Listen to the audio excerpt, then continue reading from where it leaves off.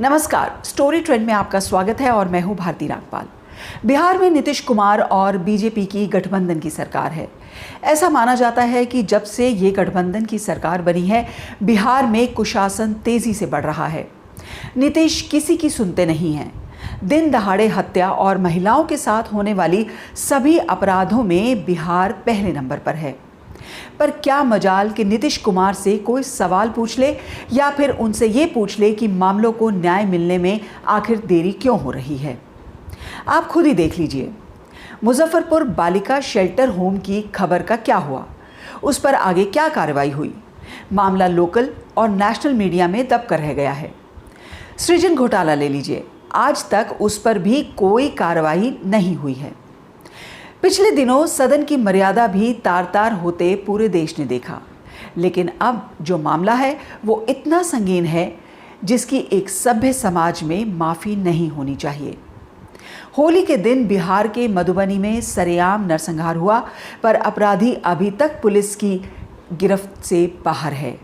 प्रशासन और नीतीश कुमार पर बड़ा सवाल खड़ा होता है। आपको बताते हैं कि ये पूरा मामला है क्या। वैसे ये मामला तक्षक पोस्ट ने उठाया है। ये रिपोर्ट उन्हीं की है। मधुबनी जिले का मोहम्मदपुर गांव क्षत्रियों का गांव रहा है, जिसमें क्षत्रियों ने ब्राह्मणों को जमीन देकर बसाया था।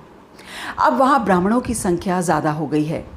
गांव में क्षत्रियों का एक मंदिर है जिस पर ब्राह्मण समाज के लोग कब्जा करना चाहते हैं। इसी कब्जे की वजह से साल 1993 में क्षत्रिय समाज के इस मंदिर के एक महंत की हत्या ब्राह्मण समाज ने कर दी थी।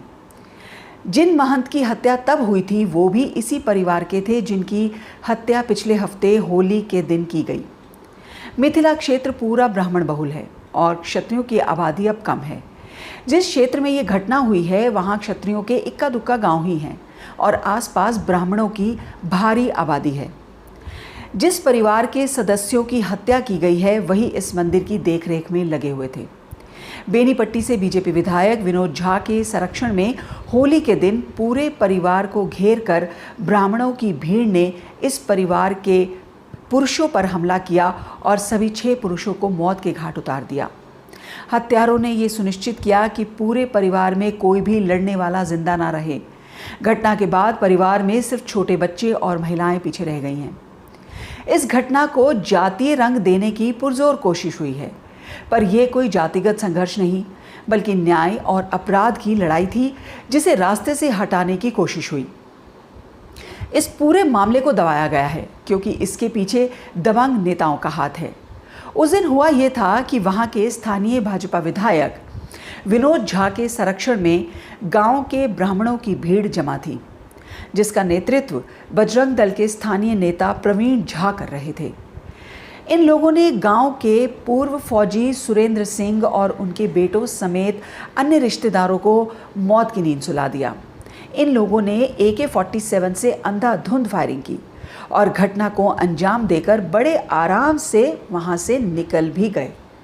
हैरान कर देने वाली बात यह है कि पुलिस 4 घंटे बाद भी मौका वारदात पर नहीं पहुंची।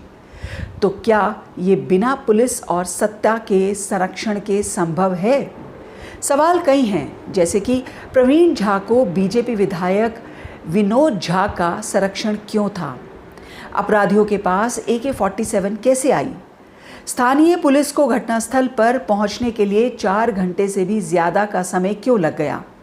नीतीश कुमार और बीजेपी नेता इस पर अभी तक चुप क्यों हैं?